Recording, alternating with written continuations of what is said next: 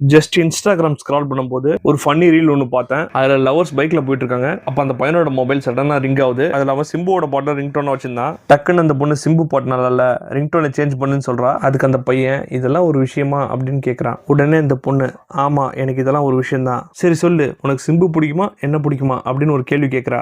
அதுக்கு அவன் 8 வருஷமா நம்ம லவ் பண்றோம், உனக்கே தெரிய வேணுமா பேபி அப்படின்னு சொல்லிட்டு எனக்கு சிம்பு தான் பிடிக்கும் அப்படின்னு சொல்லிடுறான். இதை கேட்டுட்டு இவ்வளோ நேரம் சந்தோஷமா இருந்த அந்த பொண்ணோட முகம் உடனே சுகமா மாறிடுச்சு. அது மட்டும் இல்லாம அவ பைக்ல 2 அடி பின்னாடி தள்ளி உட்காந்துறா. சோ இவங்க 2 பேருக்குள்ள இருந்த கேப்பை இந்த ரீல் எப்படி காட்டியிருந்தாங்கன்னா, ரோடு கிராஸ் பண்ற மாதிரி அந்த பைக்ல ஏறி ஒருத்தன் கிராஸ் பண்ணி போறான். இன்னொன்னு அந்த கேப் பெருசா இருக்கேன்னு சொல்லி 2 பேர் பீரோவை கைமாத்துறாங்க. கடைசி அந்த பொண்ணு 2 பேருக்கு நடுவுல ஒரு பெரிய டோரை காலிங் பில்லோட வச்சிடறா. அந்த பையன் திரும்பி டோரை பார்த்து ஷாக் ஆகி என்னடி டோரை வச்சுட்டு அப்படின்னு நாக் பண்ணி சாரி கேட்கறான். அந்த பொண்ணு திரும்பவும் நான் முக்கியமா இல்ல சிம்பு முக்கியமா அப்படின்னு கேட்கறா. அதுக்கு அவன் இவ்வளோ நடந்த பிறகு எப்படி எனக்கு சிம்பு தான் முக்கியம் அப்படின்னு அந்த ரீல் முடியுது. ஸோ இந்த ரீல் என்னதான் ஃபன்னியாக இருந்தாலும் எனக்கு என்ன தோணுச்சுன்னா, சினிமா செலிபிரிட்டிஸாக இருக்கட்டும், கிரிக்கெட்டர்ஸாக இருக்கட்டும், ஏன் ஃபுட்பால் பிளேயர்ஸாக கூட இருக்கட்டும், அவங்கள க்ளோரிஃபை பண்ணுறது சொல்லி உங்கள் கூட இருக்கிற பார்ட்னரையோ பெற்றவங்களையோ சிப்ளிங்ஸை ஏன் ஃப்ரெண்ட்ஸை கூட தயவு செஞ்சு ஹர்ட் பண்ணிடாதீங்க. ஏன்னா நாளைக்கு உங்களுக்காக இருக்க போகிறது இவங்க எல்லாருமே தான். எந்த ஸ்டார்ஸும் எந்த செலிபிரிட்டியும் நாளைக்கு உங்களுக்காக வந்து நிற்க மாட்டாங்க. இதுதான் வந்து க்ளீன் கிரவுண்ட் ரியாலிட்டி.